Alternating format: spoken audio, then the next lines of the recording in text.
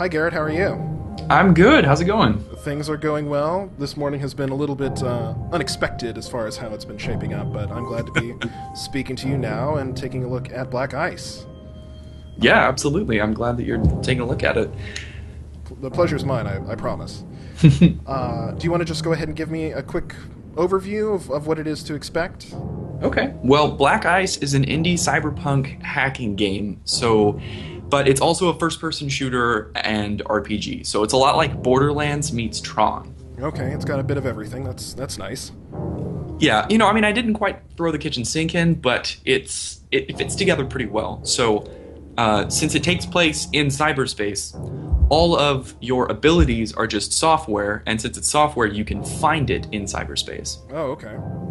So when you hack a building, a building represents a corporate server. When you successfully hack it, it'll drop little items, and those items you can either sell off at stores or you can use yourself. Okay. And each item is also an ability. All right. I imagine once we get in and I actually can play around with it, it'll make a little bit more sense. Yeah, it should be pretty obvious. You might want to, go to single player and start a character up and do the tutorial, and then we can jump into multiplayer afterwards. You can take your single player character into multiplayer, no problem. Oh, beautiful. I hopped on to see what it was like to at least shoot and navigate. You have RAM. Is RAM your energy, so to speak? Basically, yes. So since all of your abilities are just software, they take RAM while they're active. So while the bullet's in the air, it takes your RAM. While a mine is on the ground, it takes your RAM. And you don't get it back until after that has popped. And then there's a little bit of time for garbage collection, which you can increase the speed.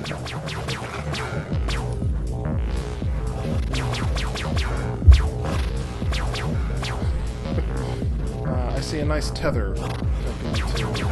What is this, the server that I'm hacking? That's correct, yeah. And I've leveled. Well, there you go. Awesome. You're already doing great. Don't patronize me. Alright, so leveling up. And I'm in. All right.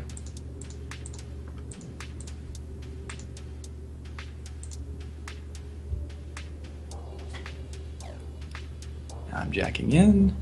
So how long have you been working on this in general? I was going over your website and you had development entries, and it seemed at least beginning of the year you had a workable beta going. Yeah, so I've been working on this, even just straight up picking up Unity. I've been working on this almost a year. Okay.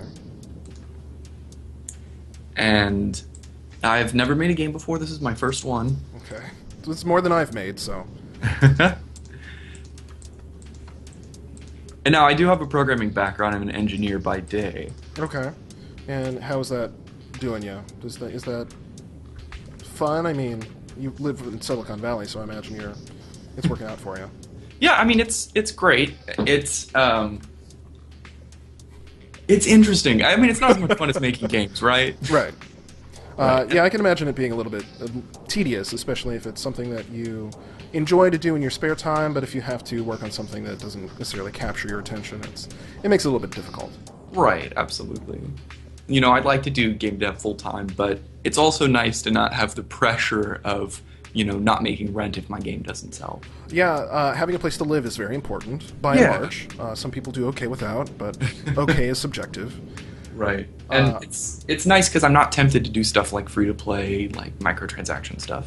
Yeah, my personal opinion of microtransaction is that it, without being hyperbolic, I don't think it's a positive thing for the general public. For casual games, it certainly has a purpose, but when you get into games that are not just superficial or have a very shallow application, it's hard, because if you have someone dedicating 20, 30, 100 hours in a game, that's asking, nickel and diming them is a hard thing to ask. Right, absolutely.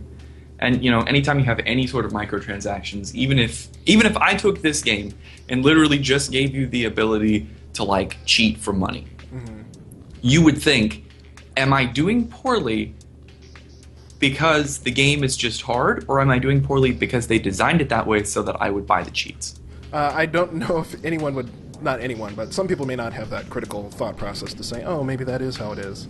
Yeah. But recently, Soul Calibur was in the news because the mobile version basically had a pay-to-win model. But because of that, they had to remove multiplayer, and Soul Calibur is a multiplayer game. Oh, wow. Where you play bots and people.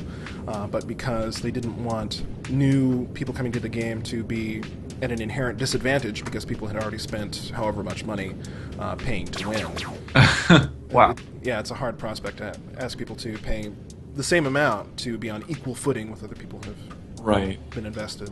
Well, Black Ice doesn't have any microtransactions at all, and in fact, that's one of the things that I've promised not to do.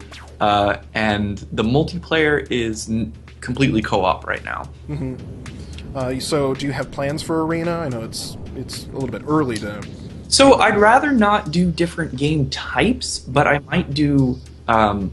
like, you could set up a server where at least friendly fire is turned on so that you could kill your friends if you and maybe you'd spawn randomly somewhere on the map. Something simple like that. It's always fun to grief friends. Right, but only in, like, a consensual method. Yeah, the opt-in is good. I did notice that you were sort of going for a Kickstarter-esque... Yes, so I did have some more tiers on that. So I'm not actually on Kickstarter, but if you buy the game on itch.io, there were optional extra tiers that you could, if you wanted to support the game more. Because honestly, I mean, I set the price of the game at $5 as, you should be able to impulse buy something for $5 because that's less than the cost of, a large Starbucks coffee, Coffee, fast food. I mean, people spend a lot more on a lot less. Absolutely. And, I mean, the idea is that, you can pick up this game right now and know, even though it's early access, even though you're just getting the beta of the game, that you're still getting your money's worth right now. And you'll get all the free updates until the game, until I stop working on it, which I don't have any plans to do that, so... Yeah, it's sort of the Minecraft way, where you release the beta as the less expensive pre-1.0 version, and then you continue development. And it seems like the industry has gone that route largely. Even AAA titles continue to some extent, yeah. But then there are also games that, like Planetary Annihilation, where in order to get the really early access, you have to pay even more money. Wow. Then that seems a little bit backwards. Well, their rationale made sense because people that kickstarted it got earlier access the more that they paid, and they didn't want the people that paid for the Kickstarter to feel left out by other people getting early access for cheaper. Ah, I see. Yeah, that makes sense. But then other games are doing that just in general. There's no Kickstarter. What is this on the floor? Is this a puzzle? It is actually a puzzle. You can't solve it right now, but this is a reminder of my humble beginnings here because I literally watched a YouTube video. I had no idea what to do with Unity, and it told me how to do a sliding puzzle tutorial. And if you click it, you can see that you can move the little block. Yeah. So I just watched that video and I was like, oh, well, I can make these cool little sliding blocks. And I'm like, what else can I do? Hey, look, first-person character controller. Throw that in the game. And I literally built up from there. Yeah, I've noticed that Unity seems very flexible and that a lot of people get into it because it's so easy to start. And it requires little overhead to get in. Because when you're trying to make a game for the first time, you don't want to invest several $1,000s in an engine and assets. Absolutely. Right, and I'm definitely bootstrapping myself with this. The only money I've spent on the game has been money that I earned on the game. Mm-hmm. Well, that's good as far as sustainability. All right, so where are we? We've made some characters. You're this blue pill-looking blob. And you're the red pill. Oh, am I? I can't see me. There's no way to switch the camera around, is there? Right. No, it's only first person right now. Okay. So we are in the global cyber network. We've jacked in. We are human hackers with our brains connected to the internet here. And of course, it's a dangerous game. Because if you die in the game, you die in real life. Oh, really? That's pretty bleak. Well, I mean, this is based on old cyberpunk dystopian novels like Neuromancer and Snow Crash. Oh, wow, yeah. Those are very prominent. Whoever watches this, it would be nice for them to go double check and see where these threads are coming from. Neuromancer's a pretty popular one.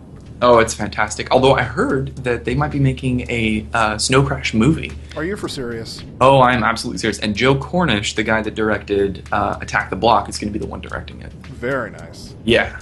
Yeah, that's news to me. I'll have to read up on that. I just heard about that this morning. So it's fresh news. Perfect. So where do we progress after this? We've done the tutorial. We're in the global cyber network. I see these terminals. Let's say information. Are those quest hubs? Are those shops? So the shops are these solid color buildings over here. Okay. Oh, there's a sprint. So if you get close and left click it. Oh, you right clicked it. So you're hacking the shop right now. Oh, really? Or actually, you're hacking the building right next to it. So we might actually have a chance. Probably not, but this guy's alive. This is enormous. Yeah. So the light blue buildings spawn large enemies. One large enemy instead of a bunch of small enemies. Okay. And that's what you're dealing with right now. Oh gosh. Kind of threw me up in the air. What is this disc? Oh my. So you found a mine on the ground there? Yeah. It fell off the top of this. Yeah, that guy is a mine layer. Now, did it end because I left the perimeter? Right. You went out of range of the hack. Okay, we're not gonna do that again. So I'm left clicking. Bolt turbo pack.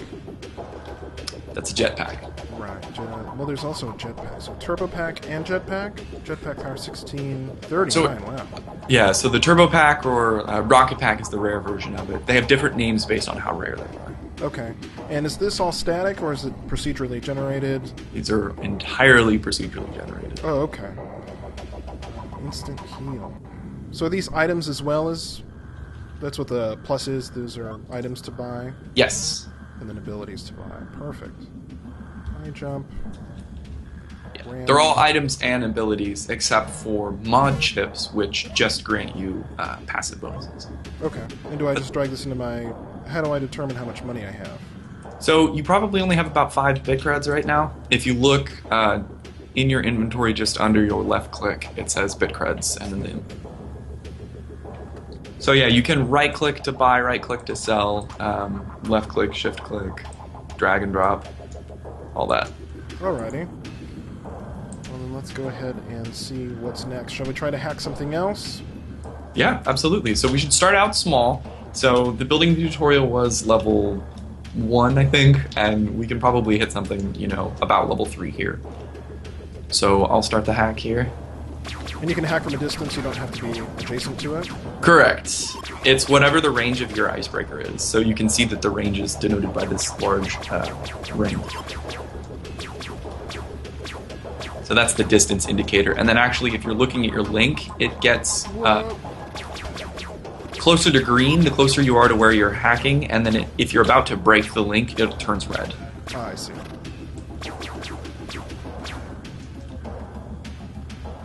Right, and we each get separate loot here, so don't worry about that. Oh, okay. Noob icebreaker. I found a shotgun. Are you serious? Those are my favorite. Okay. And then you're able to increase RAM, which is your ammo, your ability, your sprint gauge. Absolutely. So everything uses RAM. So, you know, you have to kind of balance out, do I want to sprint around or do I want to try to kill the enemy here directly? You know, even jumping takes RAM. Oh. Not much, but some. And hacking takes a little bit too. So let me show you, let's see, we'll hack maybe a couple more of these. So you should hack it, by the way. So in multiplayer right now, experience isn't shared. So if you do the hack, you get the credit for it. Let's see. Oh, this guy's got a shield. It's a little tough. Yeah, and I don't have to stay within the hack radius because I'm just helping you out. So it's interesting. You can actually kind of play different classes here. So you could spend all your points on hack speed and getting tough, and I could build as a glass cannon, stand outside of the hack radius, and kill things. Oh, very nice. Chilling bolt. Yeah. So I leveled, and it's T to level, and I can allocate the points T or C. Let's get some more RAM. I'm running out of RAM. Right? Just spraying and praying. Always a good option. Well, more often than not, it doesn't work out for me. But whoops, I went up too far. My bad. So that's one of the things that I'm adding in the next version is you can leave the hack radius for a short time. Start up one of the hacks, and let me show you a trick. You can hack multiple buildings at once. Oh yeah, does that increase the radius, or do they have overlap or what? They have overlapping radiuses, and you have to... No, I'm on fire. Yeah, sorry, I think that was me. How dare you.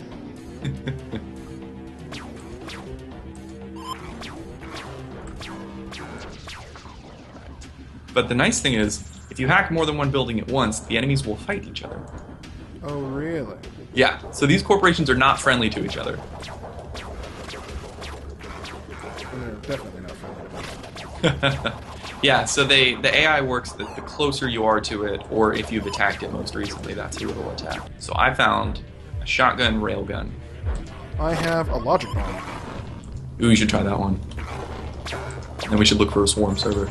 Alright, swarm server. Sounds ominous. I'm not going to tell you what they do, although you might have an idea already.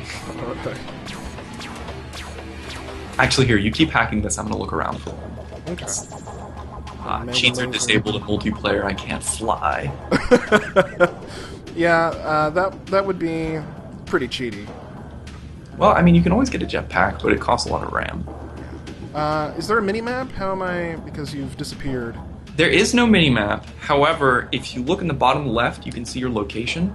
Oh, okay. And I can just tell you what my coordinates are, you know, through chat. So right now I'm at -24, -0, -38. And you can see it right there. I see it, it's up on the right. Okay. I found one way over there. And it's gonna kick our ass, but it'll be fun. Okay, here. I'll meet you back at 0, 0, 0. I see. Okay. To your left. Alright. So it's over here. Is it this round building? No. Swarm servers, the way that you can tell, you kind of have to watch them for a second. They change colors. Oh, okay. Well, level 28 would absolutely destroy. You'd be surprised. We'll probably get through it. So do you have your logic bomb equipped? It's on my 2 slot. Okay. Should I move that? Whatever's easiest for you. I'll have to move that to my right. This is this one? Yes. So it's an AoE weapon. You're shooting missiles, which also knock back. I thought it was right click to hack. But you just put a different weapon on your right click.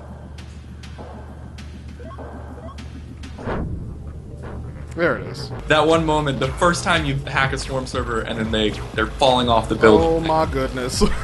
That right There's there. so many. Oh, I'm surrounded.